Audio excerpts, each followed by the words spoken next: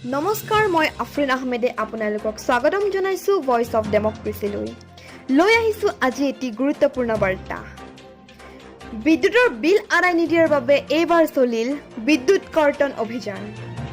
কিছুদিন আগত আমি আপোনালোকক জনাইছিলোঁ যে বিদ্যুতৰ বিল আদায় নিদিয়াকৈ চৰকাৰে কোনো চৰকাৰী কৰ্মচাৰীক দৰমহা নিদিয়ে। লগতে এয়া উল্লেখ কৰিছিলোঁ যে 30 জুনৰ ভিতৰত বিদ্যুৎ বিল পৰিশোধ নকৰিলে দৰমহাৰ পৰা বিৰত থাকিব লাগিব চৰকাৰী কৰ্মচাৰীসকল।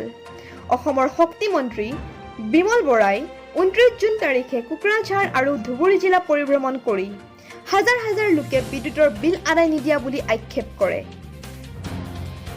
বিলাহীপাৰাত 54,000 গ্ৰাহকৰ ভিতৰত মাথো 8,000 গ্ৰাহকেহে বিদ্যুতৰ বিল আদায় কৰিছে। বাকী থকা গ্ৰাহকক মন্ত্ৰী বিমল বৰাই অতি সোনকালে বিল আদায় কৰিবলৈ আহ্বান জনাইছে। অৰ্থাৎ 1 পৰা 10 জুলাইলৈকে বিল আদায় নকৰা গ্ৰাহকৰ বিদ্যুৎ কৰ্তন কৰা হ'ব বুলি স্পষ্ট কৰা হৈছে। এই অভিযান গোটেই অসমতে চলিব। ইয়াৰোপৰি আৰু এক গুৰুত্বপূৰ্ণ খবৰ এয়াই যে বিদ্যুতৰ বিল আদায় নিদিয়াৰ বাবে APDCL-এ আয়ুৰ্খণ্ডা হস্পিটেল, গড়চুক গুৱাহাটী আৰু MS স্বাস্তিক গুৱাহাটীৰ লগতে DY 365ৰ কাৰ্যালয়ৰো বিদ্যুৎ বিচ্ছেদ কৰে।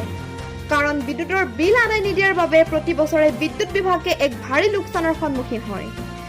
গতিকে যদি আপুনিও আপোনাৰ বিদ্যুতৰ বিল আদায় কৰা নাই তেন্তে শীঘ্ৰেই আদায় কৰক, অথবা আপুনি ভুগিব পাৰে বিদ্যুৎ কৰ্তনৰ দৰে সমস্যাৰ। আপোনাৰ সহযোগে আমাৰ কাম্য। গতিকে চাবলৈ নাপাহৰিব ভইচ অফ ডেমক্ৰেচি।